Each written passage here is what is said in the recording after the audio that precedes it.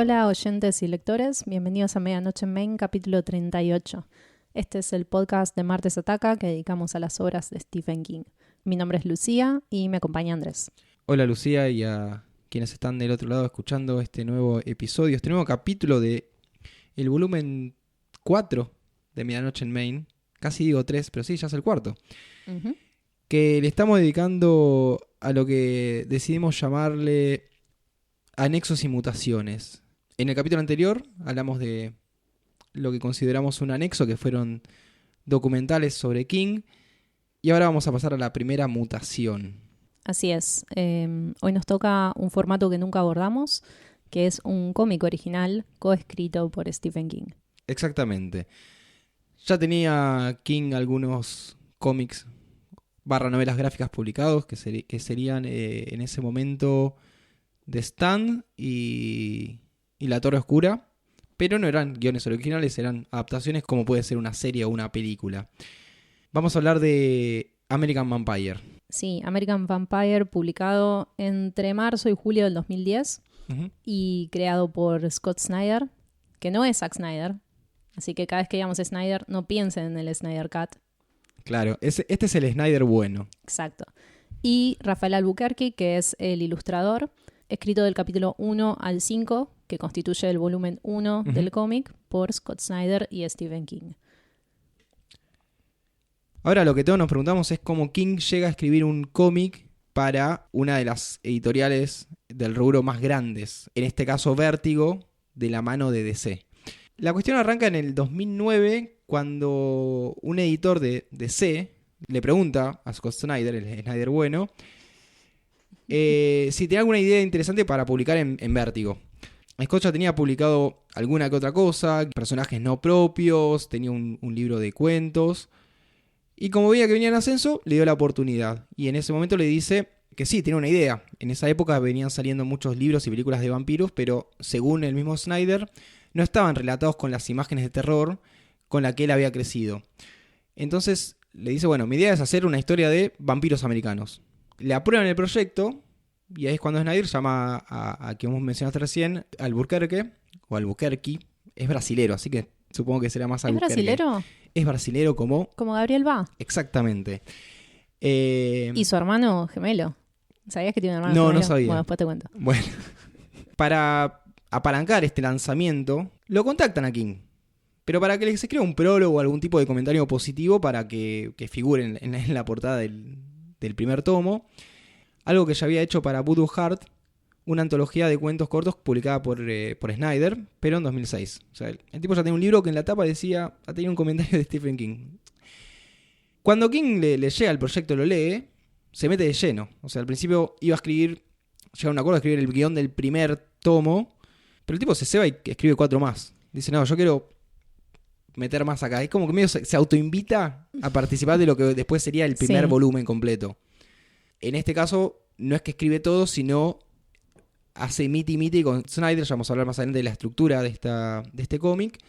Escribe lo que sería la origin story de uno de los personajes de American Vampire. Sí, hasta acá del personaje principal, que es Skinner Sweet. No sé si sigue siendo el principal en los siguientes volúmenes, porque nosotros leímos el primero, que es el único en el que participa King, pero después hay como 8 más. Sí, llegaron hasta ser 9 volúmenes, son un montón de issues y bueno, el mundo de los cómics tienen como muchas ramificaciones, historias aparte. Creció bastante este proyecto. Es muy interesante que King haya estado ahí bien al principio y que lo haya nutrido con su puño y letra. Uh-huh. Algo interesante es que Rafael Albuquerque, el dibujante, nunca había leído King, pero cuando le llega el mail de que lo habían convocado, le pareció que iba a ser espectacular. Pero por el nombre nada más. Exactamente. Pero bueno, hubo también otro laburo ahí de explicarle a King cómo funcionaba el tema de los paneles dentro de los cómics y cómo tenía que escribirlo, etc. Así que estuvieron más o menos trabajando un año, mano a mano, King, Albuquerque, Snyder, hasta que se lanzó en marzo de 2010. Y el primer issue, que sería el primer, no sé si sería tomo. Sí, el volumen reúne todos los tomos que constituyen la historia cerrada. O sea que vos te referís al primer tomo. El primer tomo, la primera revistita, vamos a decir. Más fácil. Bueno, termina siendo el número 1, el más vendido de Vértigo después de más o menos una década, vendiendo algo así como 30.000 copias. Y como último dato introductorio para dar contexto, al año siguiente, en el 2011, la serie completa ganó un premio Eisner, que son como los Oscar de los cómics. Y ese mismo año también ganó Joe Hill por mejor escritor en Lock and Key, así que fue como un buen año para la familia King. Y también ganó Gabriel Bá con su hermano Fabio Moon por mejor serie limitada, que era Day Tripper, también de Vértigo DC. ¿Pero qué tenía que ver con esto, los Bá? Que son diferentes ganadores de la entrega de premios Eisner del mismo año. Ah, está bien, pero porque querías meter a... Más vale. Ah, está bien, ya entendí. Pasamos a la sinopsis de la historia. ¿Cuál es la idea? ¿O vamos ya vamos issue por issue hablando de... ¿O podemos hablar de la primero estructura? Un panorama general de la experiencia de lectura. Bien. Porque hay muchos elementos a los que se le puede prestar atención para después ir diseccionando. Y como nunca hicimos un cómic, menos uno en varios tomos, porque sí hemos hablado de novelas gráficas, quizás es mejor seguirlo cronológicamente. Acá hay que hacer una aclaración sobre Andrés y yo. Nosotros somos muy lectores de novelas gráficas, creo que yo en particular, pero leemos mucho cómic independiente y mucho como narrativa experimental. Seguro hay cosas que no termino de apreciar porque no estoy acostumbrada a este medio para este tipo de historias contadas de esta manera. Exactamente. Sí, yo iba a hacer la misma aclaración. Como decía, somos lectores de novelas gráficas. La última vez que leí lo que se puede llegar a considerar cómic es The Walking Dead, que llegué a leer bastantes. Vos leíste más que yo. 130 habré leído seguramente. Sí. Llegué a tenerlos en físico y todo. Pero bueno, esa es toda mi experiencia. Habré leído algún que otro Batman, algún Spider-Man. Sí, pero... los clásicos sí, sobre todo los de Alan Moore, Frank Miller. Esos los hemos leído como parte de la iniciación al mundo del cómic hace muchos años. Pero es algo que de todos modos ya seguro dedujeron por las recomendaciones que venimos haciendo. Acá hemos hablado sobre Michael LeForge, sobre Jason, Simon Hanselman. O sea, todos deformes. Y muy poco mainstream al nivel Marvel, DC. Así que esa va a ser nuestra óptica sobre este cómic. Bien. Dicho esto, ¿cuál fue tu impresión general de esta historia? Mira, por empezar, como seguramente ya lo dije en algún que otro episodio de Medianoche, los vampiros no son mi tipo de criatura favorita. Yo soy muy fan. Acá, bueno, policía bueno, policía malo. Bastante seguro que en el capítulo de Salem Slot... sí, ya dijiste. Habré dicho algo como que no me daban tanto miedo, como que no me causaba impresión o que nada, no era lo mío. Y después por otro lado me costó un poco la estética del cómic, justamente por haber leído más novela gráfica, que es mucho más cuidado, tal vez el trazo, el dibujo, como que hay otros tiempos. A mí me da la sensación que hay otros tiempos. No estoy diciendo que es mala la calidad del cómic, entiendo que es la estética. Que son así. Yo no estoy tan de acuerdo igual. Para mí lo que a vos te choca más es un tema del estilo de ilustración. Pero entiendo lo que vas. Así y todo. Sí. Eso fueron las primeras páginas. Una vez que le agarré la mano, lo entendí, seguí de largo. De hecho hay un punto de quiebre fundamental que es cuando aparece el primer American Vampire. Digo, sí. Bueno, listo. Se puso. A mí me pasó igual. Costó un poquito que me enganche. Los primeros 2 tomos los leí con cierto grado de indiferencia, pero una vez que agarró ritmo, que se construyó la base de la historia y ya tenía ubicados a los personajes, lo disfruté mucho hasta el final. Así que, así a grosso modo, y antes de spoilear todo, recomendaría esta lectura, sobre todo si les gusta el género vampiros o los cómics en sí. No sé tanto si solo porque les gusta King. Claro. Porque... es una gran historia. Sí, la historia es genial, ahora la vamos a desglosar, pero recomendarlo solo porque te gusta King es lo mismo que recomendar una película por ese hecho. Puede ser que haya un montón de decisiones tomadas en el medio relativas al formato que no necesariamente te gusten. O sea, la parte literaria acá es un elemento en composición con muchos otros y funciona de manera muy colaborativa. Entonces... Sí, mismo los personajes no son de King. Tal cual. King lo que hace es darle su impronta, contar la historia a su manera. Hay ciertas partes en las que se nota, pero sí, él mismo lo dice, los personajes no son de él. Sí, se nota y forma parte fundamental de la concepción del personaje de Skinner Sweet. Además de eso, quería comentar que me gustan mucho las portadas del Omnibus, porque cuando salieron los tomos, cada uno tenía su portada hecha por un ilustrador diferente, y estas están todas hechas por Rafael Albuquerque, pintadas por Dave McCaig, que es el colorista. Están divididas en 3 secciones. En la segunda, de arriba hacia abajo, está el título, y después cada recuadro tiene algo que remite a cada tiempo de esa historia, porque la estructura de esta historia es presente y pasado. Primero una historia de Scott Snyder sobre el presente, que es 1925, y después la origin story de Stephen King, que generalmente está en el siglo XIX, ¿no? Sí. Pero también tiene algunos atisbos del presente. Entonces es lindo esto de cómo plantea ya la portada, cada uno con una paleta de color distintiva. Y mi favorita es la 4, porque es color medianoche en Maine. Claro, yo leí por publicación, o sea, lo que serían las 5 revistas por separado, y vos leíste la colección de esas 5. Sí. Entonces yo fui viendo esas tapas que inclusive tienen una variante, a veces tienen 2 tapas. Claro. 2 ilustraciones distintas, uno por Albuquerque y otro por otra persona. Bueno, tomo 1. Esto es, ya lo dije, esto es con spoilers. Sí, no, si no leyeron... Si quieren se las contamos. Se la vamos a contar, sí, la pueden leer. Si no lo consiguen, me contactan por privado y hablamos. O aprendan a bajar torrents como una persona de bien. Sí, pero el cómic no se baja tanto por torrent, y más cuando es en español. Ya podemos hablar de esto más adelante. Bueno, tomo 1. Big Break, de Scott Snyder. Bad Blood, de Stephen King. La gran brecha y Mala Sangre. Como siempre, como ya diría es tradición en Medianoche en Maine, yo leí este cómic en inglés. ¿Vos lo leíste en español o en inglés? En español y en inglés algunas partes. Así que vamos a estar traduciendo sobre la marcha. Igualmente, siempre hago foco en las palabras en inglés porque es el idioma original y por algo están puestas ahí. Como soy una densa, anoté algunos comentarios sobre cada uno de estos pares de títulos porque creo que funcionan muy bien, de manera similar a como habíamos hecho para Different Seasons, que cada cuento tenía su título, pero cada sección, cada estación también tenía el suyo. Me gustaría hablarlos un poco. Porque hay algo también en la síntesis del cómic en que cada elemento tiene mucha relevancia por sí mismo. En este primer caso me gusta cómo conviven, ambos con las W, Big Break, Bad Blood, y esta combinación de adjetivo y sustantivo. Es como si ambos escritores empezaran coordinados desde un mismo punto y después se empiezan a separar.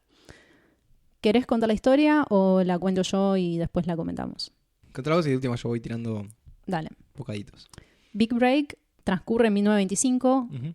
Todas las de Snyder transcurren este año. Es lo que sería el presente de la historia y empieza con un cold open o un fast forward de una silueta tirando un cadáver a una pila de cadáveres, excepto que ese cuerpo está todavía vivo. Inmediatamente después nos presenta a la protagonista, Pearl, y a su amiga Hattie, las 2 actrices viviendo en Hollywood, y reconocemos enseguida que la chica de pelo negro es la misma que está agonizando en el cold open. Lo que sucede en este tomo es que un actor muy hitero la invita a Pearl a una fiesta y un sujeto que vivía fuera de su casa, no queda claro si es un vecino o un vagabundo, le sugiere que no vaya. Después nos enteramos que este personaje es Skinner Sweet, que es sumamente importante, como dije antes, es central. No sé si después en los siguientes volúmenes lo sigue siendo. Obviamente Pearl va a la fiesta en la casa de este productor, pero resulta que el actor la entrega a un grupo de vampiros que la ataca y asesina.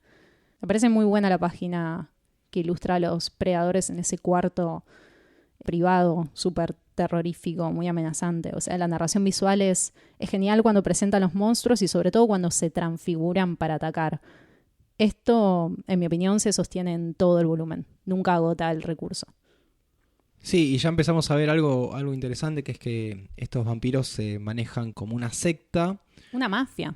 O una mafia, pero a la vez en posiciones importantes a lo largo de la historia. En este caso tenemos a Bernard Bloch, que es una suerte de, sí, como decías vos, un productor, un magnate, alguien importante en la industria de Hollywood.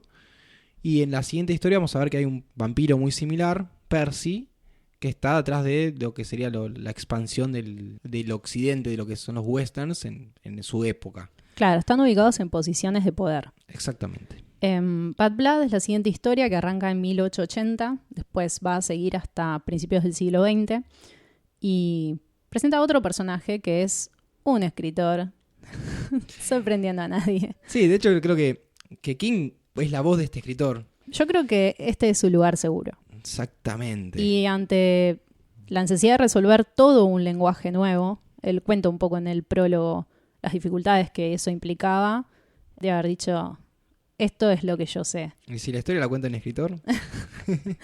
Bueno, este personaje se llama Will Bounting y es el escritor de una novela titulada Bad Blood, el nombre de este tomo, que nos va a ir contando la historia de origen de Skinner Sweet a lo largo de los años.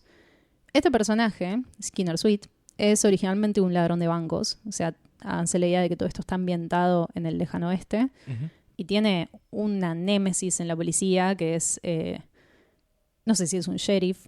Es como un investigador, sí, ¿no? Sí, es un cana. Es un cana. Y bueno, el equipo de él, el deputy, etc. En este capítulo lo tienen capturado, pero sus socios atracan el tren, una trama muy propia del cine western. Y el punto es que después de un tiroteo, este personaje que Andrés mencionaba, el pelado tipo Billy Corgan, se transforma, muerde a Skinner Sweet y le gotea su sangre en un ojo. Esta es una secuencia que se va a repetir para otros personajes y acá vamos a empezar a entender qué significa. A mí me costó seguir a ese personaje que aparecía medio de fondo, hacía comentarios. Porque está en el tren. Porque está en el tren y hace algunos comentarios sobre que le va a pegar el sol y tiene la piel muy sensible. O sea, estos vampiros son antiguos, vienen de Europa. Y me pareció hasta acá, en este primer tomo ya habiendo leído las dos historias, que el ritmo narrativo de Snyder estaba más pulido que el de King. La estructura de los textos de King en esta historia es muy compacta y le falta una convivencia más entrelazada con las imágenes. Quiero decir, veo menos foco y exploración dentro de lo visual que permita comprender sin necesidad de leer, pero esto va mejorando a lo largo de los tomos. Sí, se me hace menos sutil algunas explicaciones que da Sí. King comparándolas con la de Snyder en otras partes. Sí, Snyder maneja mucho mejor eso de show don't tell. O sea, que muestres, no expliques, que también es algo que...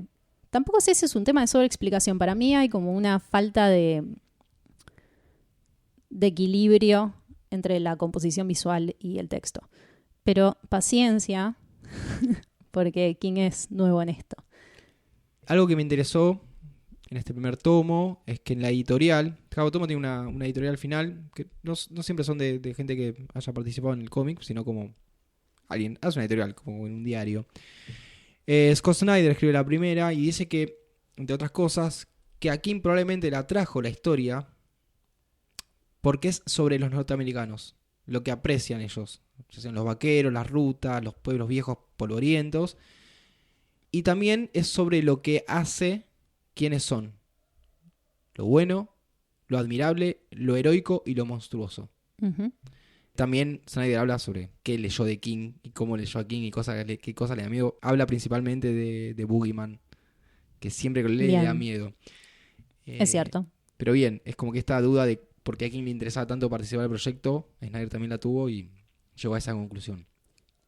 Sí, y también algo que me dijiste antes de grabar, que como hablábamos en el capítulo anterior, King trae estos terrores que originalmente eran góticos y de un mundo antiguo al presente y a la, bueno, en ese momento supongo la posmodernidad, con las deformaciones que eso conlleva. Y este caso, lo que vamos a aprender sobre la naturaleza de Skinner Sweet como vampiro, qué tipo de vampiro es, tiene mucho que ver con eso. Es una nueva especie, una evolución del vampiro. Bien, entonces pasamos a lo que sería el tomo 2. Morning Star, Deep Water. Estrella matutina. De Scott Snyder. Y Aguas profundas. De King. Otro lindo par de títulos que van desde lo alto del cielo y el amanecer de de una Pearl renacida hasta el fondo del agua y la liberación de Skinner Sweet. Además, esto lo googleé, Morningstar es otra forma de referirse a Lucifer o Satán. La palabra Lucifer en latín sin mayúsculas significa portador de luz, light bearing, y también se usa para referirse al planeta Venus, la estrella de la mañana, que se puede ver en el este antes del amanecer. Disculpas si hay algún lingüista que considera que mandé fruta, pero creo haber entendido bien el artículo de Wikipedia. Morningstar, la primera historia. De nuevo, 1925, Hattie y Henry, que es el interés romántico de Pearl, la levantan en el desierto. Acá diré, tengamos en cuenta a lo largo de toda esta historia que Hattie es actriz. Sí. Y bueno, ella va al hospital y qué sé yo, y una noche, entre fuegos artificiales del 4 de julio, Skinner Sweet entra por la ventana y le gotea su sangre a Pearl en un ojo. Acá hay un recurso narrativo que me gustó mucho, que nos muestra a Pearl cuando es niña jugando entre girasoles, pero el recuerdo se mezcla con su padre granjero transformándose en un vampiro. Ese es el momento exacto en que Pearl abandona la vida humana. Me gusta mucho cómo el colorista trabaja las paletas de color y en esta parte desatura todo, excepto los girasoles, que son naranjas, casi rojo sangre, sugiriendo un recuerdo corrompido. Sí, es el tatuaje que tiene ella también en la espalda, ¿no? Sí, el motivo por el que se lo hace es ese, que es un recuerdo de su infancia. Y también se presenta otro recurso visual, que es la imagen deformada en el espejo, a diferencia de la tradición vampírica, de no verse en el espejo, que no se reflejan, porque también es un indicador visual sin necesidad de narrar a través de palabras, de que estos American Vampires no son como los que ya conocemos. Esto es algo que Skinner Sweet le cuenta un poco a Pearl cuando la transforma, y antes de irse le deja de regalo al actor que la entregó a los vampiros. Hay una explicación que le hace Skinner Sweet, que la voy a leer bastante textual, cuando le explica que no es lo mismo que los vampiros que la atacaron a ella. Le dice, solo imagínatelo en términos automovilísticos. Block y los de su clase son como viejos y destartalados cacharros europeos. Nosotros somos nuevos y relucientes Fords de 1926, lo mejor de la línea y recién salidos de la sala de exhibición. Sí. Ahí entra lo de que hablamos de traer el terror a Estados Unidos, hacerse lo propio y descartar lo anterior. Uh-huh. Sí, le deja a Hamilton, que fue quien la entregó. Y acá vemos la primera transformación de Pearl. Terrible. Madre mía. Es una página completa de la criatura que es ahora. Y bueno, el asesinato del sujeto este que lo tenía bien merecido. La historia de King en este tomo 2 es Deepwater, que a diferencia del anterior empieza en el presente. Acá empieza a anclar con lo que va a ser el futuro de la historia. No, perdón, ¿no arrancan todas en el presente porque el la primera no. Está en el presente y en la primera aparece un globito y puede está ser hablando? Puede ser, pero la primera creo que no tiene escenas en el presente excepto la carita del escritor. Claro. Y estas tienen acción, digamos. Sí, porque el escritor está en lo que sería una librería hablando sobre este libro, su única novela publicada. Sí, una reedición de Bad Blood. Nos vamos dando cuenta que la intención del escritor es contar la verdad más allá de lo que está en la novela y presentarlo como una verdad, no como una ficción. En esta parte cuenta que Skinner Sweet, después del enfrentamiento con su enemigo de la policía, envenenó a la esposa de él. Y es un acto de malicia que lo construye muy bien como villano. Le da una dimensión de crueldad más sádica, externa al tema de lo vampírico. Y es indicio del tipo de vampiro que será. Así que acá, punto para King. Es un poco confuso, pero volviendo a este pasado en que acaba de matar a la esposa del policía, vuelve a aparecer este pelado del capítulo anterior, que tiene como plan hundir a la ciudad, construir una represa que eventualmente se va a romper, hundir esa ciudad para que, ante el riesgo de haber transformado a Skinner Sweet en vampiro, lo cual no era su intención, quede hundido debajo del agua. Claro, Skinner Sweet ahora está enterrado, como cualquier muerto. Bien. Este personaje usa la palabra Burderlack, por lo que entendemos que estos vampiros son rusos o de Europa del Este. Y los planes se cumplen. En 1883, 3 años después, Sidewinder, que es el pueblo, se hunde y las vidas de los protagonistas siguen avanzando. También es lo que yo decía antes de que son estas personas que fueron como medio expansionistas. Se inunda también porque, o sea, como excusa es que hay una represa y se va a mudar todo el pueblo. Cosas que pasaron inclusive acá. Se han inundado pueblos y se han mudado para poner represas. Y bueno, inundan todo bastante. Sí, pero unas décadas después, pasan unos ya comienzos del siglo XX, sí, en 1909, se funda otra ciudad para reemplazar la hundida y llegan unos saqueadores buscando la tumba de Skinner Sweet. ¿Para qué? Bucean hasta la tumba y este es un momento memorable de la historia que nos muestra a la criatura escapando del ataúd hundido como una sirena diabólica que parece sacada de esa película The Lure de Agnieszka Smoczynska, no sé, eso es una polaca, perdón por la pronunciación deplorable. Es una idea que me da mucho terror, la de un vampiro submarino. A mí en ese momento en que los cazadores de recompensas se sumergen para buscar, que en realidad están buscando algún tipo de pertenencia, algo para vender, porque no olvidemos que Skinner Sweet era un chorro. Era un chorro, pero bastante conocido. Uh-huh. Lo primero que pensé es que sometimes dead is better. Era la frase, tipo, dejar el muerto ahí, que es mejor que sacarle algo. Sí, sacar la mano. El arte a página completa también es genial, es muy impactante y de nuevo me gusta mucho el tratamiento de color. Snyder escribe en el epílogo que hasta acá su personaje era una idea que había tenido por muchos años y en esta página finalmente sale al mundo. Y cuando sale a la Tierra, lo primero que dice es que la era del vampiro americano había llegado. Tal cual. Hay una frase de King que me gusta mucho en este tomo. Está entre las viñetas que muestran a Skinner Sweet comiéndose una rata en el ataúd, porque si bien no puede morir, tampoco puede comer. Y dice, "For the undead, time is a joke to be laughed at", que es para los no muertos, el tiempo es una broma de la que reírse. Y esto está muy presente en la historia, como para los otros personajes, los mortales, sigue avanzando el transcurso de sus vidas, se casan, tienen hijos, hay cambios y Skinner Sweet siempre está en la misma, despertando en diferentes momentos de la historia. Sí, vemos a Will, al escritor, como va envejeciendo también. Hay una... Creo que es en el primer tomo, que está el dibujito del escritor en las 3 etapas. En 1880, en 1909 y en 1925. Uh-huh. Y están las 3 caritas, que también es como una ayuda de... cuando aparezca esta cara es el escritor. Sí, es una ayudita visual. Capítulo 3, Rough Cut de Snyder, Blood Vengeance de King. Corte brusco y venganza de sangre. Corte brusco no está del todo bien traducido.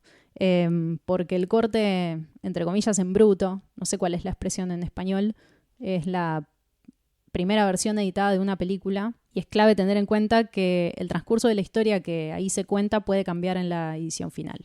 Creo que es pertinente a este capítulo. El de King es autoexplicativo, se llama Venganza de Sangre. Fin.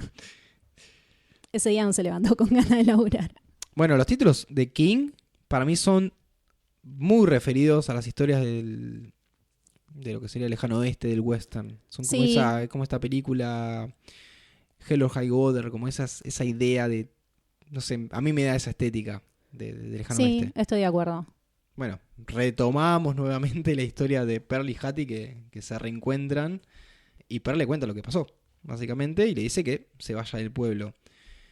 Ahí es cuando los vampiros empiezan a pensar que lo que le pasó a Hamilton fue obra de Skinner Sweet. Todavía no saben que hay una nueva vampiresa americana. Y en un momento aparecen unos personajes que mandan a estos vampiros a buscar, a ver qué pasó. Y en el camino se la cruzan a Pearl. Hay una viñeta que es Pearl sacándole la cara de cuajo. Lo tenía notado. 10 de 10. Que al principio le sacó la cara y en otra viñeta cuando ves que la persona es todo sangre el rostro es sí, le sacó la cara. También tiene un cuerpo empalado en un cactus. Sí, eso bueno es el personaje de justamente Lucía. Lucía, no me molestaría morir así. Que ahí también descubrimos que de golpe ella es un vampiro también. Uh-huh. Y antes no lo sabíamos. Sí sabíamos. ¿Quién? ¿Sabes que yo no lo había visto? ¿Cómo? La rubia. Eran todos vampiros. No, Edgar no era, por ejemplo. Había otros que no eran, porque había actores. Hamilton era un vampiro. Eran no, como gente eso. que transaba y gente que no. O eran ayudantes y otros eran vampiros. Había de todo. Pero sí, la matan contra el cactus por el tema de que... Porque era de madera. Uh-huh. Gran muerte. Sí a todo en este capítulo. Y hasta acá Pearl tiene 2 aliados, Hattie, su amiga, y Henry, su interés romántico. Y en este capítulo pasa algo que tiene que ver con cada uno. Primero, reaparece Henry y empieza a desarrollarse el vínculo entre ellos dos. Y segundo, los vampiros secuestran a Hattie. El capítulo termina con Pearl yendo sola a buscar a su mejor amiga. Sí, y otra aclaración. En ese momento, Pearl se empieza a sentir débil. Uh-huh. Y todavía no sabemos por qué. Hablando nuevamente de cómo se explican las cosas que van a pasar o están pasando, Skinner Sweet no le dice cuáles son las reglas, las fortalezas y las debilidades que tiene ella como esta nueva mutación de vampiro. Sí le dice, bueno, los antiguos tienen, no sé, pueden el sol, la madera y un par de cosas, pero vos descubrí las tuyas. Y está bueno porque nosotros también vamos a ir descubriendo y no les hizo toda la explicación de cuáles son sus pros y contras. Y acá vemos que, bueno, en una noche sin luna, ella está más débil de lo normal. Sí. Y ahí es cuando recibe el llamado de Hattie, que está secuestrada y tiene que ir a buscarla. Acá nos deja la historia de Snyder, sigue la historia de King, Blood Vengeance, que de nuevo empieza en la presentación del libro. Y esa idea de que las personas que están ahí en ese auditorio, librería, le dicen, esto no puede ser verdad. Sí. Bueno, vuelve a 1909. Skinner Sweet llega a la ciudad, explora un poco, roba una tienda de golosinas, porque como bien lo indica su nombre, ¿cómo se dice? Tiene un sweet tooth. Es goloso. Necesita comer dulce constantemente. Sí, para mí había ahí una cosa sobre Norteamérica y la chatarra y la golosina. Ajá. Sí, y además se diferencia de los vampiros góticos que no consumen alimentos humanos, los descompone. Y bueno, básicamente mata a todos. Hay un montón de sangre, un montón de explosivos, destruye todo. Y lo importante de este capítulo es que en esta instancia de la historia, 2 grupos quieren matar a Skinner Sweet. Los vampiros europeos y el grupo del policía, el deputy Camilo y compañía. Costó, pero este es el capítulo en el que personalmente terminé de engancharme con la historia. El comienzo del volumen me resultó un poco atropellado. Una vez que está clara la dinámica, no me volví a perder hasta el final. Sí, me pasó lo mismo. Y cuando hice una relectura me di cuenta, estaba acá, pero no era fácil de entender sin saber lo que iba a pasar después. Nos quedan 2 tomos para completar las 2 líneas temporales. El 4 se titula Double Exposure, la historia de Snyder, y One Drop of Blood, la de King. Sí, la doble exposición y una gota de sangre. Sí, la doble exposición es una técnica que juxtapone 2 imágenes en un mismo frame de película. En este capítulo también representa o puede representar que se expone la doble cara de uno de los personajes principales. En contra de King, tengo que decir que este es su tercer título de 5 con la palabra Blood. Y para mí era ponéselo en todos o en uno solo. Por eso, o sea, siendo el amo de las palabras, podría haberle puesto un poco más de voluntad. Tienen sentido los títulos. O sea, los títulos están bien, son representativos de lo que sucede, pero no hacen un planteo integral como si los 5 títulos de Snyder. En el próximo, que es el último, voy a hablar un poco más sobre eso. Para mí el último se luce. Sí, es el mejor título de todos los que vimos hasta ahora. Sí. Bien, sigamos. Double Exposure. Habíamos quedado en que Hattie estaba secuestrada, así que Pearl llega sola a rescatarla. Y resulta que... Pará, te estás comiendo el cold opening. Hay un cold opening acá que es cuando se conocen Pearl y Hattie. Es verdad. Un flashback. Sí, es un flashback donde ven la relación se inicia, una siendo nueva en el pueblo y la otra trabajando en una cafetería. Algo que no mencionamos es que ellas 2 son actrices, pero en realidad son son medio aspirantes de sí, actrices. sí. Pearl tiene un montón de trabajo y están explotadísimas y trabajan de extras.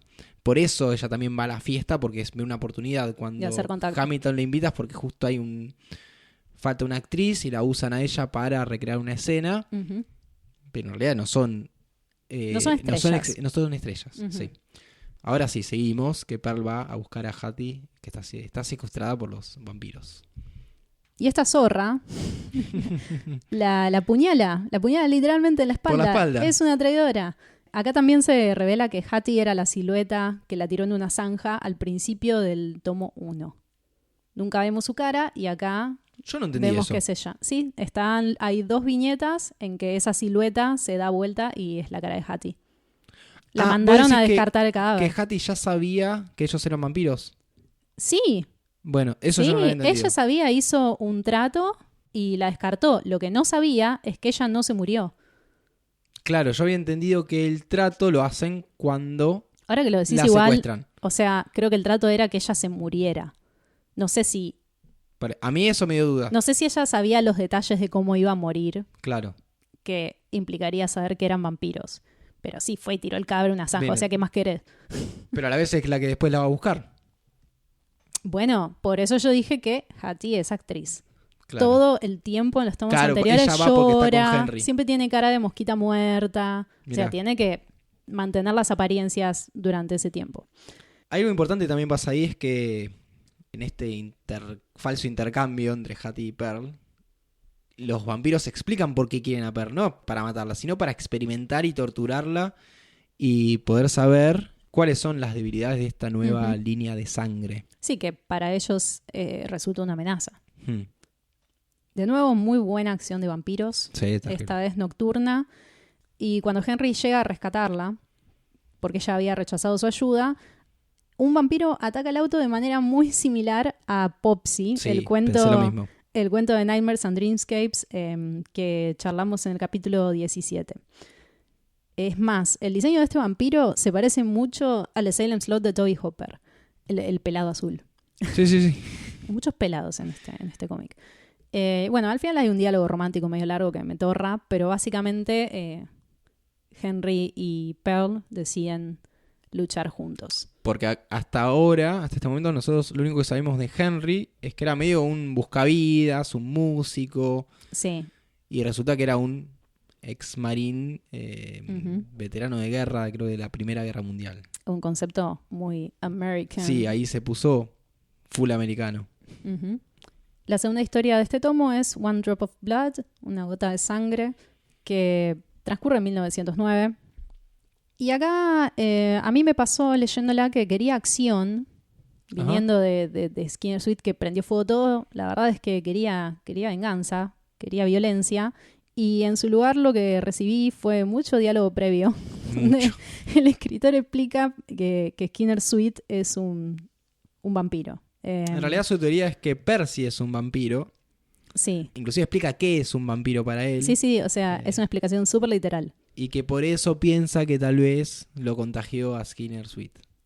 Igual su grupo de amigotes no le cree. Lo único que les importa es saber cómo matarlo. Entonces, en esta noche sin luna, atacan a Skinner Suite en la cueva donde está escondido. Un enemigo de cada lado. Por un lado los vampiros europeos, por otro la ley, la fuerza de la ley. Félix Castillo, que es el deputy, nunca sé qué cargo es deputy en español, pero es como en Twin Peaks, o sea, el deputy entiendo que es menos que el sheriff. Ah, es como el ayudante del sheriff. Ponele, sí, es como Andy de Twin Peaks. Bueno, se muere al toque. Y Brooks sale muy malherido del enfrentamiento. Pero antes, en una viñeta vemos el primer plano de las uñas de Skinner Suite derramando sangre en el ojo de Brooks. Y a esta altura ya sabemos perfectamente lo que eso significa. La cueva se derrumba, los vampiros europeos dicen, bueno, ya fue, quedó enterrado, se murió, y se van. Creo que dije Brooks, y es Books. No, sí, es Books. Bueno, si dije Brooks, ya Jim saben. Books. Si no, perdón, Jim Book. Book, como libro. Claro. ¿Para book o books? Bueno, no importa. Yo tengo anotado books. No, es Book. ¿En serio? ¿Lo dije mal todo el capítulo? Yo le decía clavados, porque nadie me lo dijo. Bueno, le diremos Jim Book a partir del tomo 5. Bueno, últimos comentarios sobre este capítulo. Es un cómic que entrelaza muy bien los géneros y hace mucha referencia a lo cinematográfico. Me gustaron considerablemente las últimas viñetas que muestran un amanecer muy poético, muy propio de un western tradicional. A mí me gustan mucho los westerns. Esto es un rasgo de personalidad completamente fuera de contexto con el resto de mi persona, pero es la verdad. Y tiene este añadido de saber como lector que uno de estos héroes ahora está maldito a partir de esa gota de sangre. Por este tipo de recursos también la ilustración se fue ganando mi corazón. Tiene como una carga simbólica, ¿no? Que apela a nuestra alfabetización audiovisual, digamos. Bueno, todo lo que serían las historias de King son más naranjitas, más de western. Se nota eso, se nota el cambio. Como cuando filman México, y México igual claro, el filtro amarillo. Inclusive noté que hay un poco más de detalle en cómo están sombreadas las caras. Hay otros volúmenes, ¿no? Y el lenguaje visual de las historias de 1925 es un poco más... más limpio. Más limpio, sí. Más claroscuro, ¿no? Líneas muy definidas. Hay ligeras variaciones en el estilo de ilustración. Bien, llegamos al último tomo, al final de las historias. Curtain Call, de Snyder. Y el peor título de esta serie, que es If thy right hand offend thee, cut it off, de King. ¿Lo dijiste irónicamente? Para mí es el mejor. ¿El mejor de Snyder o el mejor de King? Del todos. No, para mí Snyder, en su conjunto de títulos, constituye un gran concepto y cada parte es buenísima. En el caso de King, este es totalmente cacofónico con respecto a los anteriores. Bueno, pero ¿no hubieses esperado más títulos de este tipo? Hubiera preferido más títulos de este tipo. Por eso, para mí este es el mejor título de todos los anteriores. Más o menos. Tengo más comentarios sobre estos títulos que sobre todo lo demás que ya hablamos. Bueno, a ver. Llamada de escena. Primero, Curtain Call. Snyder se tomó el trabajo de que cada título tenga un doble sentido con el mundo del espectáculo. El primero es una gran oportunidad. El segundo tiene que ver con convertirse en una estrella. El tercero, ya lo mencionamos, es un primer corte de una película. El cuarto, la doble exposición del film. Y el quinto es la salida al escenario para saludar. El título de King es un pasaje de la Biblia que a continuación voy a leer traducido y completo, porque le falta un cachito al final que le da sentido. Y si tu mano derecha te hace pecar, córtala y tírala, porque te es mejor que se pierda uno de tus miembros y no que todo tu cuerpo vaya al infierno. Ahora bien, pero suena medio vagoneta citar de la Biblia, pero entiendo que se refiere a la decisión de James Books. Pero porque está textual después en la historia, esta frase. Claro, pero aparte, bueno, pero tiene que ver con eso. la decisión que va a tomar este personaje en base a sus creencias que son más tradicionales, ¿no? En base a su fe. Pero a la vez, cuando, vamos a decirle Jim, porque ya no hay consenso sobre cuál era el apellido. En realidad se llama James. Jim era el apodo. Book. Para mí era Books. Para mí confunde el James no lo vamos a seguir y le mete la S al final. Y confunde eso. Puede pero ser. Bueno, Jim, el libros. El sheriff, la ley, el poli, renace como vampiro, se declara ateo e inmune a las cruces. Entonces, por lo que entendemos, estos American Vampires no les afecta a la fe católica. ¿En qué quedamos? O sea, él toma una decisión basada en una fe tradicional, pero ya no aplica porque él no es más ese humano. Esa creencia... Pero creo que hay una diferencia entre el momento en que Book, sin ese, se convierte en vampiro y Skinner Sweet y Pearl. Por un lado, Skinner Sweet es atacado por Percy, hay una pelea ahí, de hecho no sé si le pega un disparo o algo, hay una pelea, cae la gota en el ojo y físicamente muere. Él muere. O sea, las dos cosas suceden al mismo momento. Más o menos sí. Lo mismo pasa con Pearl. Pearl es atacada, es tirada del pozo, ella sale del pozo porque estaba agonizando, la llevan al hospital. No pasa lo mismo. Ella no muere en el mismo momento. No muere ahí, pero la llevan al hospital. Ahí está agonizando porque está muy mal herida, no va a sobrevivir esa noche. Skinner Sweet le tira la bota y ella muere. Cuando se encuentran... Le tira la bota. Puede ser un eufemismo para cualquier cosa. Sí. Cuando se encuentran, sí. Cuando va a Skinner a decir, hola, sos vampiro, le dice, estás muerta, sos vampiro. Uh-huh. Con Book, lo que pasa es Perdón, que ellos pelean... hay una instancia antes de ese encuentro en que Pearl se despierta en la morgue. Se despierta en la morgue porque está muerta. Uh-huh. Porque le miden el pulso y está muerta. Y la tiran ahí, pero mientras tanto se ve que el efecto de la gota lleva su tiempo. Que lo vamos a ver ahora en la historia de Book. Uh-huh. No se convierte al toque. Entonces, él pelea en la cueva con Skinner. Sobrevive a esa pelea, más allá de que le cae la gota en el ojo, y sigue con su vida. Entonces, es medio como convertirse en zombie también, si lo pensás. Claro, vos decís que es progresivo. Pero no te mata. O sea que... Ojo, si esto después en los próximos volúmenes se explica bien, no tengo idea. Pero yo lo entendí así en base a los 3 American Vampire que vemos en historia. Claro, vos entendés que va perdiendo su humanidad. Por ende, esta cita a la Biblia aplica. Él es mega consciente de lo que le está pasando. No, eso sí, porque él toma la decisión de no terminar de convertirse.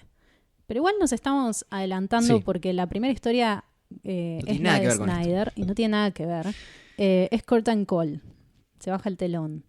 Este tercer acto empieza con los vampiros europeos charlando sobre perseguir a Pearl y destruirla porque tienen aliados en todos lados, pero ya vuelve y prende fuego todo. Así es. Ni siquiera les da la oportunidad de perseguirla. El capítulo es todo mutilación, sangre, gore. Y después de ocuparse de este grupo de vampiros arcaicos, se venga específicamente de Hattie sobre un escenario. Resulta que Hattie también es un vampiro. Peor. Sí. Hattie era una American Vampire. Sí, sí. Y explica por qué. Porque usó la sangre del cuchillo con el que la apuñaló por la espalda. Sí, y también habla de la envidia que le tenía. Ella siempre quiso ser como Pearl. Sí, hay un montón de... Esta pelea de vampiras lo tiene todo, como envidia, resentimiento, traición y sobre todo, que es un tema central en el arco de Pearl, esta amistad rota. Hattie termina muerta con una estrella del camarín clavada en la garganta. Snyder tiene buenas ideas para la acción. Y el tono se asemeja más a un slasher que a una película de vampiros góticos donde la muerte es algo más grave, más solemne. Y bueno, en las últimas páginas de esta historia, Pearl tiene un breve encuentro con Skinner Sweet, que le promete volver a verla, pero no matarla. Y cierra con un final hollywoodense yendo a vivir una nueva vida con su amado Henry. ¿Vos el detalle lo viste de qué tenía Skinner Sweet en ese momento en el bolsillo? No. Tenía Bad Blood en el bolsillo. Sí. Y un algodón de azúcar. Y un algodón de azúcar. Que de hecho le dice a Pearl, ¿te querés venir conmigo?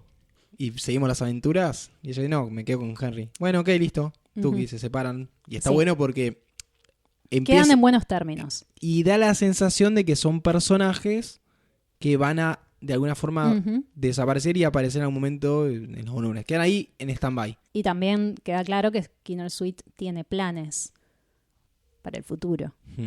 Así que así termina la historia de Pearl. ¿Te gustó la historia de ella? Sí, me gustó hasta dónde llegó todo. Tiene una cualidad muy de cine del Old Hollywood, sí. ¿no? Pero también me pasa que quiero saber más, porque esto es el origen. Así como King nos está contando el origen de... En realidad los dos nos estuvieron contando el origen de 2 personajes. Tal cual, sí. Que uno le da el origen al otro, pero ¿qué pasa ahora con ella? Y habrá que seguir leyendo. Sí. La última historia sobre el origen de Skinner Sweet es esta If Thy Right Hand, etc., que empieza de nuevo en 1925 y después salta a 1912. Acá me parece que nos va a quedar, creo, para siempre la duda de que si la idea fue de King o de Snyder. Pero ver que Skinner Sweet está entre la audiencia escuchando la historia es genial. Sí, es genial. Y también pasa algo muy interesante que Will, el escritor, dice: ahora les voy a contar el capítulo que nunca escribí, el resto de la historia. ¿Qué pasa 3 años después de ese ataque? 3 años. Vamos a retomar la breve charla, debate sobre cómo se originaron estos American Vampire y en qué tiempos. James Book está 3 años lidiando con no convertirse en un vampiro. Sí. Es un montón de tiempo. O sea, nunca llegamos a verlo completamente transformado como esas secuencias de Pearl atacando o mismo Skinner Sweet cuando se libera, etc. Pero cuando desentierran el cuerpo malherido ya es un poco una criatura. Él queda como en un estado intermedio. Mismo su reflejo en el espejo está distorsionado, igual que le pasaba a Pearl. O sea, queda en el umbral de los dos mundos, ¿no? Sí, pero a lo que voy es que él está bastante tiempo lidiando con eso. No es que y cada vez es peor. Cada vez ya lo que estamos viendo es las últimas horas de Book como humano. Antes de continuar con la historia de James Book, voy a mencionar la parte en la que el escritor Will se refiere al título de este tomo. Porque está conversando con la audiencia y pregunta: ¿a qué le echa mano un buen hombre cuando la situación es desesperada? A su fe, por supuesto, a la ciencia de un nuevo siglo, al amor de sus amigos. Y alguien le pregunta: ¿y qué pasa si todo falla? Si tu mano te hace caer en pecado, córtala. O sea que al final King extrae de la Biblia este texto y se lo da a voz al personaje que él está representando. Sí, y dice algo más el narrador, que es ¿qué pasa si en vez de tu mano es tu sangre?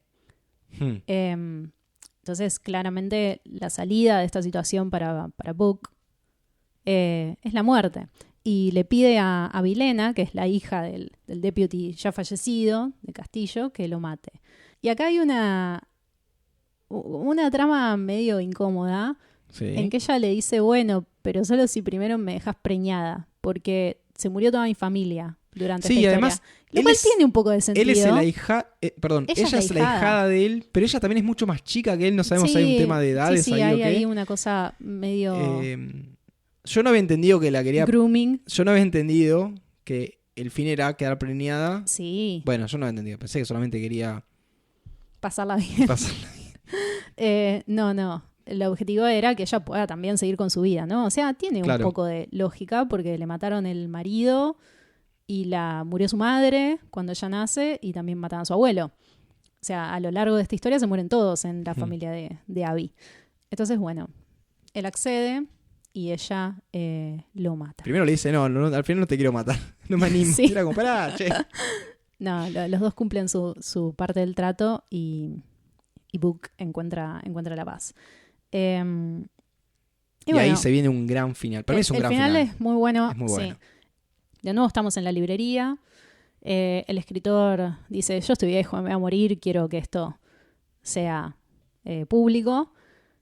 Igualmente sigue habiendo algunos descreídos entre la multitud. Le preguntan por Abby, por el bebé. Él no quiere contar muchos más detalles. No, pero él dice que no sabe. Dice que esa no es su historia para contar. Claro. Porque al final de la historia, él queda amigo de Abby.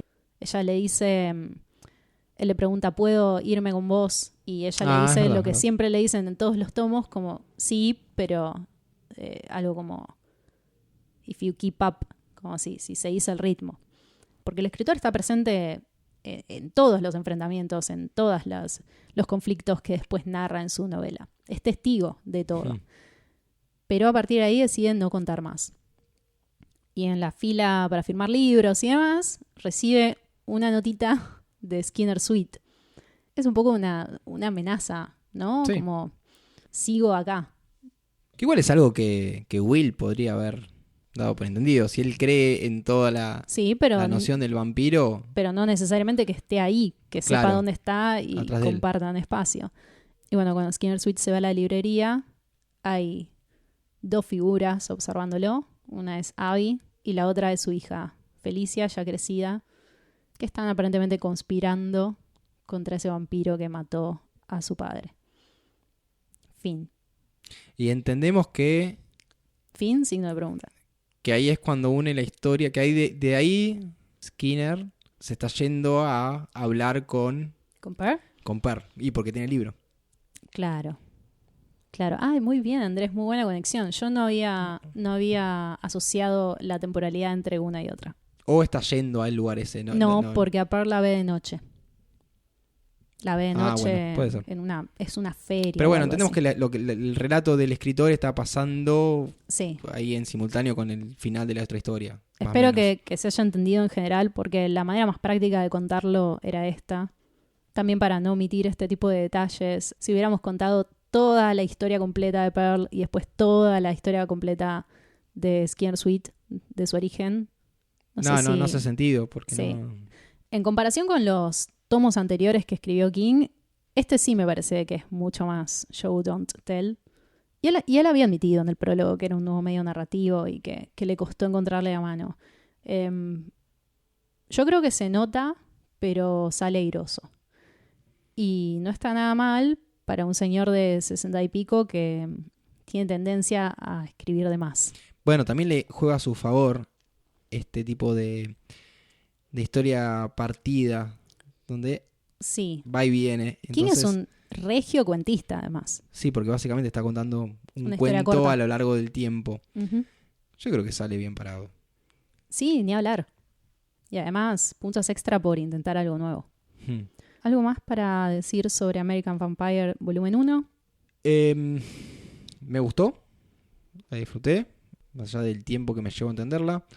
Creo que eso pasa con un montón de tipos de productos, inclusive audiovisuales, que empezás a ver una película y no entendés nada y uno a veces es ansioso y quiere entender ya las lógicas o cómo están conectadas las historias. Sí, eso es un buen punto el que traes, porque me parece problemático cuando recibimos una obra queriendo adelantarnos o queriendo que sea algo que no es, como depositando nuestras propias expectativas sobre cómo lo tiene que contar o en qué términos, digamos. Y eso degrada la experiencia, ¿no? Yo creo que hay que sentarse y adoptar una actitud de recepción. Contame lo que quieras, como quieras. Y más con este formato. Sí. Y aceptar que es lo que es y no querer que sea, no sé, un cómic indie abstracto, experimental. Sí, o ni siquiera, ¿no? O esperar que sean todas viñetas una al lado de la otra también. Bueno, pero eso no sé quién espera eso leyendo un cómic. No, digo de alguien que no lea cómics y viene del... Bueno, pero el cómic es el medio más amigable que existe para empezar en cualquier momento de la vida. No entendés, te lo explico con dibujitos. Si querés. Yo empecé en mis tempranos 20s y me cambió la vida y la idea de cómo es posible contar una historia. Es un medio absolutamente maleable, ¿no? Se puede expandir y deformar hasta el infinito, porque el cine, si bien también, o sea, eso es un medio muy amplio, siempre tiene esa limitación de que... El soporte es más elástico. Sí, exactamente. Lo figurativo no es condición. Eso sería lo que quiero decir. Así que, sí, a mí también me gustó y lo recomiendo. No, y dan ganas de seguir leyéndolo. Eso está bueno. Sí, también. Te cierra bien una historia, pero te abre una ventana para, bueno, metete y... Uh-huh. Y espero que le hayan pagado bien al colorista, porque la verdad, gran trabajo. Yo no sé, supongo que que tenga derechos, al menos. Tengo una recomendación para despedir este capítulo. Ya sé que ya hicimos un montón de recomendaciones de historias de vampiros en capítulos anteriores, particularmente en el capítulo 10, que dedicamos a Salem Slot. Es uno que no volví a escuchar. Espero que y esté es de bueno. Los primeros sí, también. Si vuelven, yo no reescucho nada de lo anterior al 12. O sea, el primer volumen finjo que no existe, porque no sé con qué me voy a encontrar, ya no recuerdo. Pero si quieren, escúchenlo, ahí hablamos un montón sobre vampiros. Y esta recomendación la incluyo porque no existía cuando grabamos ese capítulo. Es una novela de Marina Shuk. Disculpas por la pronunciación. Mi apellido tampoco es fácil de pronunciar, o sea que tengo derecho a pronunciar mal el de otras personas con apellidos de Europa del Este, que es La Sed, una novela del 2020. ¿Por qué traigo esta novela? Porque también cuenta una historia de vampiros, entre comillas, alternativa.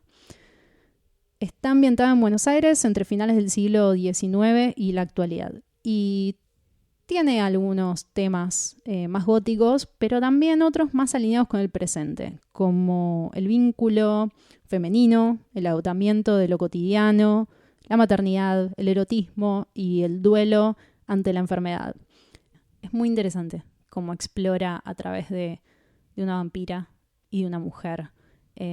Además, siempre me gusta leer literatura argentina en que los lugares son conocidos, ¿no? Un poco como sucede con María Enríquez y demás. Bueno, a mí con American Vampire me pasó con lo que me pasa con muchas historias de King, que no le doy tanta bola a los lugares Claro. en los que están. Te dicen tal año, está bien, pero tal lugar... Igual son bastante genéricos, porque Son es genéricos, Hollywood o Los Ángeles y el oeste. Claro. Tipo, sí. ¿Y dónde es el oeste? ¿En el medio? ¿Más abajo? ¿Qué importa? Es amarillo. Así que, bueno, La Sed de Marina Shchuk.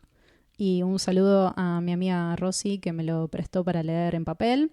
Después de que leí Drácula porque estaba muy manija de historias vampíricas. ¿Notaste que no hablé de Drácula? Sí, noté. ¿Notaste que me contuve? No, lo estás hablando ahora. Oh, bueno, gracias, Rosy. Yo también tenía una recomendación para hacer, Bueno.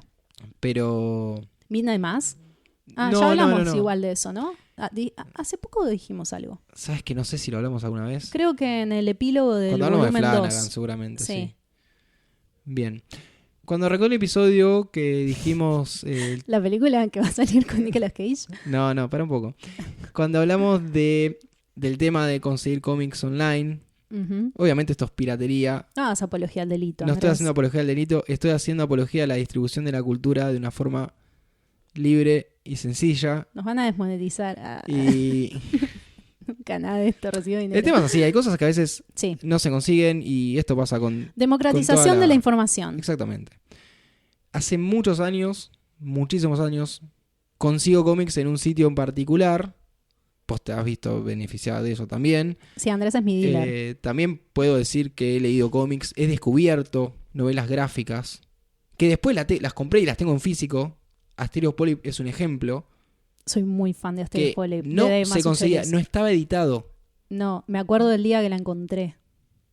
Y la hemos buscado en otros países, no Sí. solamente en Argentina. Sí, estaba discontinuada. ¿Qué se hace en esos casos? No tengo acceso a esa cultura porque no está. Ujú.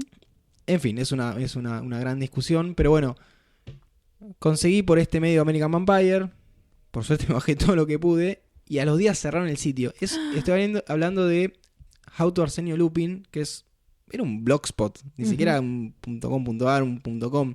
De hecho, no sé si son de España, de dónde son, pero lleva más de 15 años publicando, y a mí siempre me sorprendió que siga online. Es como el artista pirata de los cómics. Sí.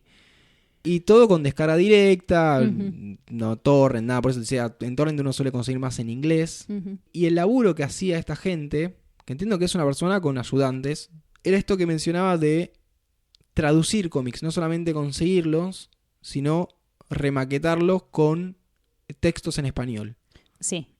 Y para mí eso es un laburazo. Más vale. Que, Son y si no lo héroes. hacen alguien lo tiene que hacer. Son héroes como los que Los que hacen los subtitulan, subtítulos. es lo mismo. Las mejores personas de internet. Así que, nada, estoy con un poco de bronca por eso. Pero, Y sí. pero fue a los días de haber bajado todo American Vampire. Volví a entrar para buscar otra cosa y no estaba más. Vean el documental de Aaron Schwartz. Sí, es un punto, sí. Ujú. Sí. Bueno, RIP. Así que mi recomendación es que no hay recomendación para de dónde bajar. Obviamente hay otros sitios, hay otras formas, pero bueno, este caso me llamó mucho la atención. Hablando de lo que decías recién de los subtítulos, en España se atacaron a sitios de subtítulos y se dieron de baja. Sí, yo Voy vos sabés mi al opinión. nivel de... Ujú. Es un texto Sí. que alguien transcribió. Yo he leído muchos cómics que saqué de la biblioteca, pero no estaba viviendo en Buenos Aires. Me gustaría que acá haya tantos, o sea algo tan fácil de conseguir gratuitamente. O sea, la biblioteca es un servicio público, pero no sé cómo estamos de catálogo No tengo en las idea. bibliotecas. Es algo que también se puede averiguar si les interesa. Y no necesitan ir presos, como sugiere Andrés. No necesitan que alguien allane su casa. Después de este rant, o sea, no tuve una rantomendación. Vamos a cerrar el episodio de American Vampire. Sí, una mutación que forma parte de la bibliografía de Stephen King. Sí, esto para mí es bibliografía. Ujú. Es bibliografía deforme. Esto fue Medianoche en Maine. que muy probablemente estén escuchando en Spotify, Que no nos da plata. en Apple Podcast, en Google Podcast. Sí. Voy a hacer un asterisco acá. Ahora en Spotify se pueden dejar mensajes. Sí. Algo que se dio cuenta un oyente antes que nosotros. Gracias. Y que nos dejó un saludo a Emanuel López. Que bueno, nos halagó. No voy a leerlo porque me da un poco de pudor. Pero gracias por el mensaje. Así que nada, este episodio también va a tener la cajita de mensajes para... Creo que todos tienen. O sea, ¿activado retroactivamente? No. Bueno, a partir del Podría anterior... hacerlo, pero no sé si tiene mucho sentido. Si querés lo hago y van a poder dejar un comentario en cada episodio. No, ya fue. A partir del anterior y en adelante nos pueden dejar mensajes en Spotify. Así es. Confío en ustedes para no dejar mensajes de mierda. Los moderamos nosotros, así que Sí. no se preocupen. Bueno, en fin, gracias por escuchar. Como siempre, recomienden a sus amistades fans del terror, fans de los vampiros, fans de Crepúsculo y compartan Medianoche en Maine, que nos da vida. Nos pueden escribir, como decíamos recién, a través de Spotify o en Twitter con @martesataca, hashtag Medianoche en Medianoche Maine. en Maine. Mi nombre es Andrés. Mi nombre es Lucía y les deseamos buenas medianoches. Chau, chau. Adiós.